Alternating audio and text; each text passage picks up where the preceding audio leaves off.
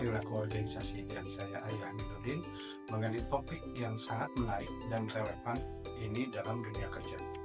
Dan materi ini yang akan dibahas adalah tentang pengertian, manfaat, dan ruang lingkup perilaku organisasi.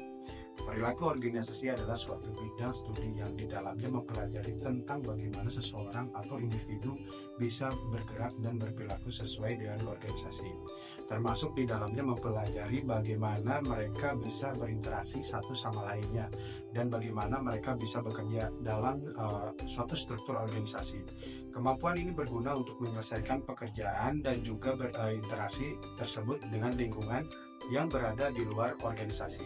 Salah satu tujuan utama dilakukannya studi perilaku organisasi adalah agar bisa merevitalisasi teori organisasi dan juga mengembangkan konseptualisasi kehidupan organisasi yang lebih baik. Sebagai bidang daripada multidisiplin, perilaku organisasi ini sudah dipengaruhi dengan perkembangan pada sejumlah disiplin ilmu, termasuk di dalam psikologi, sosiologi, ekonomi, teknik, dan juga pengalaman dari para praktisi itu sendiri. Studi tentang perilaku organisasi ini memiliki peranan yang penting untuk dipahami, memprediksi serta mengandalkan perilaku setiap sumber daya manusia dalam suatu organisasi sehingga organisasi tersebut bisa berjalan secara efektif. Berikut adalah pengertian perilaku organisasi. Agar lebih memahami tentang perilaku organisasi, kita akan membahas pengertian perilaku organisasi berdasarkan para ahli yang ada di bidangnya. Dari Timothy, perilaku organisasi adalah suatu bidang studi yang menyelidiki dampak yang dipunyai oleh suatu individu, kelompok, dan juga struktur pada perilaku yang ada di dalam suatu organisasi. Tujuan dari perilaku organisasi ini adalah untuk menerapkan ilmu pengetahuan agar bisa meningkatkan keefektifan suatu organisasi. Dari Toha menerangkan bahwa perilaku organisasi adalah suatu studi yang berhubungan dengan berbagai aspek tingkah laku manusia di dalam organisasi ataupun kelompok tertentu. Khairul Umam, perilaku organisasi ini adalah suatu bidang studi yang mempelajari dampak dari dari perorangan kelompok dan struktur pada perilaku organisasi. Hal ini perlu dipelajari agar bisa menerapkan pengetahuan terkait tentang berbagai hal tersebut demi perbaikan efektivitas suatu organisasi. Dari Samsir Toran, perilaku organisasi adalah tentang apa yang dilakukan oleh mereka yang ada di dalam organisasi dan mampu bagaimana mereka memberikan dampak pada performa organisasi tersebut. Manfaat perilaku organisasi. Beberapa manfaat dari mempelajari perilaku organisasi ini adalah perilaku organisasi akan bertindak sebagai map atau kehidupan anggota yang ada di dalam organisasi, melakukan penelitian dan sistematis dan berguna untuk memahami dan juga memprediksi kehidupan organisasi tersebut. Perilaku organisasi akan membantu setiap individu dalam memahami perilaku mereka sendiri dan juga orang lain yang berada di dalam organisasi, sehingga kita bisa meningkatkan hubungan interpersonal antar setiap individu yang berada dalam organisasi tersebut. Membantu setiap manajer untuk bisa memahami dan juga mempengaruhi lingkungan dan juga kejadian ataupun masalah yang ada pada organisasi. Analisa perilaku organisasi juga akan sangat membantu mencegah adanya masalah dalam organisasi, memberikan motivasi dasar pada setiap manajer agar bisa memberikan pengarahan dan mengontrol bawahannya secara lebih efektif.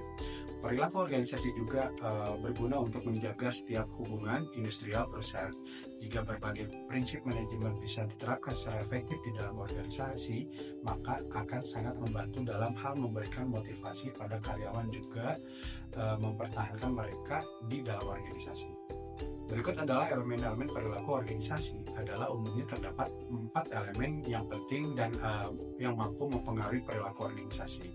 4 elemen yang mampu mempengaruhi organisasi adalah berasal dari internal organisasi dan eksternal organisasi. Berikut adalah penjelasannya.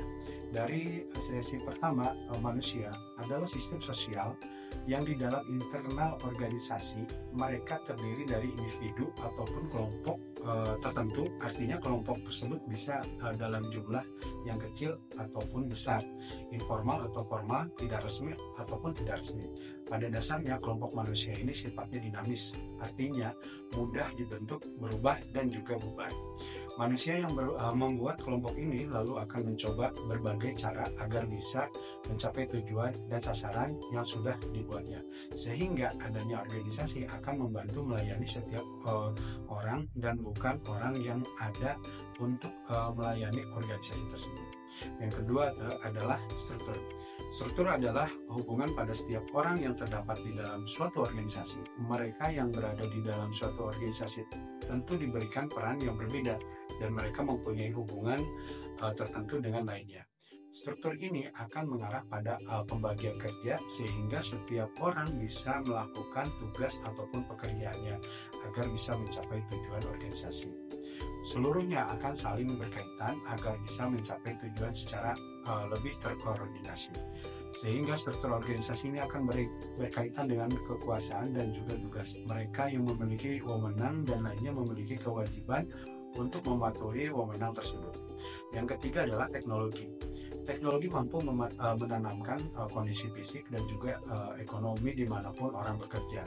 Sifat dari teknologi ini akan sangat tergantung dari sifat organisasi dan juga turut mempengaruhi pekerjaan ataupun kondisi kerja perusahaan. Sehingga teknologi akan membawa efektivitas dan juga memberikan batasan setiap orang dengan berbagai cara. 4. Sistem sosial. Sistem sosial ini akan menyediakan lingkungan eksternal dan tempat organisasi yang bergerak. Sistem sosial ini akan memberikan pengaruh pada sikap orang, kondisi kerja. Yang paling penting adalah mampu memberikan persaingan untuk sumber daya dan juga kekuasaan. Selanjutnya adalah ruang lingkup perilaku organisasi dan ilustrasi perilaku organisasi. Seperti yang sudah dijelaskan sebelumnya, bahwa perilaku organisasi adalah studi tentang perilaku setiap manusia yang bekerja di suatu organisasi. Sehingga pada dasarnya ruang lingkup organisasi adalah suatu integrasi dan 3 konsep ataupun studi perilaku yang terdiri dari perilaku individu, perilaku antara individu, dan juga perilaku kelompok. Untuk perilaku individu sendiri, studi perilaku individu adalah suatu studi terkait kepribadian individu, pembelajaran, sikap, motivasi, dan juga kepuasan kerja. Perilaku antar individu, studi yang dilakukan dengan adanya komunikasi secara setiap karyawan di antara mereka sendiri dan bawahan mereka memahami kualitas dari kepemimpinan orang, dinamika kelompok, konflik yang terjadi pada kelompok, kekuasaan, dan juga politik. Untuk perilaku kelompok ini akan mempelajari terbentuknya suatu organisasi, struktur organisasi, dan efektivitas organisasi, dan berbagai upaya kelompok yang dilakukan untuk mencapai tujuan organisasi. Berikut adalah kontribusi bidang ilmu terhadap perilaku dan organisasi. Yang pertama ada psikologi, kedua psikologi sosial, kedua sosiologi, keempat antropologi, dan kelima adalah ilmu politik. Dari psikologi adalah suatu ilmu pengetahuan yang di dalamnya mengukur, menjelaskan, dan juga mengubah perilaku. Kontribusinya ilmu ini pada perilaku organisasi adalah dalam hal motivasi, pembelajaran kepribadian, persepsi, kepemimpinan, pelatihan, pengambilan keputusan, kepuasan kerja, penilaian kinerja, pengukuran sikap, desain kerja, seleksi karyawan, dan juga stres karyawan. Dari sisi psikologi sosial menggabungkan berbagai konsep psikologi dan sosiologi untuk memusatkan perhatian pada saling adanya keterpengaruhan pada setiap orang. Kontribusi studi ini dalam bidang perilaku organisasi adalah perubahan sikap, perubahan perilaku, proses kelompok, dan pengambilan keputusan kelompok. Dari sisi sosiologi adalah suatu studi tentang setiap orang dalam hubungannya antar sesama.